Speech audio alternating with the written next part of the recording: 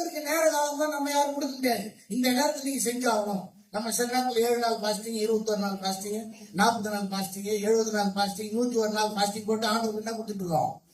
நாம அவருக்கு பிளான் கொடுத்துட்டு இருக்கிறோம், அவருக்கு வேலை கொடுத்துட்டு இருக்கிறோம், அவருக்கு இந்த காலகட்டத்துக்குள் செய்தாங்க. நான் 101 நாள் முடிக்கிறதுக்குள்ள ஆண்டவர் என்ன பண்ணுறீங்க செஞ்சாங்க. இது ஆண்டவரை அவமானப்படுத்துவது, கனவீனப்படுத்துவது.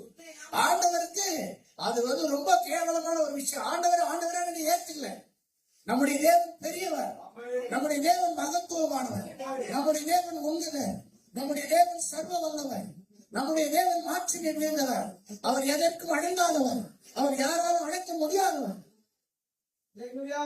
தாவீது 4ஆம் அதிகாரம் 17ஆம் வசனம், 25ஆம் வசனம், 35ஆம் வசனம் சொல்லுகிறது, நம்முடைய தேவன் உன்னதமானவர், பரலோகத்தில் இருக்கிறார், வானத்து சேனைகளையும் பூமியின் குடிகளையும் அவர் நடத்துகிறார்.